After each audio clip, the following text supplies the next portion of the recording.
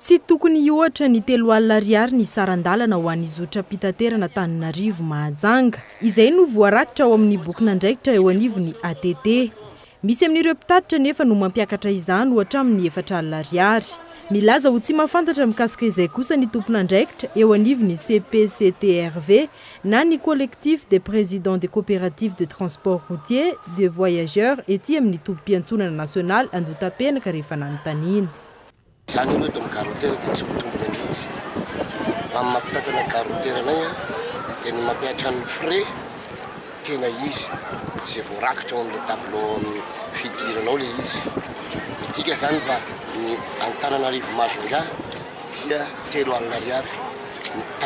Ny Majunga Antananarivo dia 3 alina ariary. Tsy misy mabidina, tsy misy mampiakatra. Tsy afaka manao na inona izy ireo araka ny nambarany hatrany raha toa ka tsy misy pirofo milaza izany fiakaran'ny saran-dalana izany. Tsisy pirofo tonga aty aminay hoe ty lehibe 4 alina ariary. Fa raha tonga aty aminay ilay izy tsy maninona misy tonga dia ay ranony ty raha. Rehefa hitanareo ilay pirofo dia atoloranareo aty aminay misy sazy mifandraika aminy. Sisy afa-tsy mitapakila no manamarina. Fanararotana ny fisian'ny fiaonam-ben'ny tanora ny mahajanga no antony fampiakarana saran-dalana sy ny tsy fanajana amin'ny bokin'andraikitra izao raha ny nambaran'ny mpamilina anontaniana. Manana lasa location de tombile dia mavitsivitsy. Fa raha tena izy ange normal io frais 200 000 satria izao hitanao gazo io frais 150 io efa tamin'ny gasoil 2430 io. Izao ny gasoil efa 3400 mahery. Normal la be le frais raha ohatra batterie son zay. Dia mety hatramin'ny vina zany io? Tsy aloha tsy haiko. Mety amin'ny herinandro ty any farafahelany. Hoe?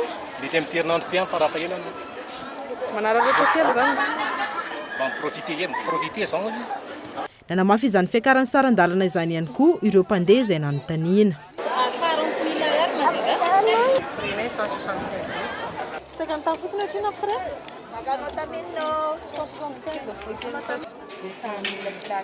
Etsekilany rehefa nanontaniana ny tompon'andraikitra ao amin'ny ATT miasa eny an-toerana dia nilaza fa tsy afaka ny amaly ny mpanao gazety ny KOLO TV FM. Hita taratra araka izany ankehitriny ny kaboraraka eo amin'ity seha-pitaterana ity. Tsy misy intsony ny fanajana amin'ny bokin'andraikitra natao sonia. Ireo tompon'andraikitra rahateo tsy mandray ny andraikiny amin'ny fanaraha-maso izany. Ireo mpanjifa madinika trano no mizaka ny vokany.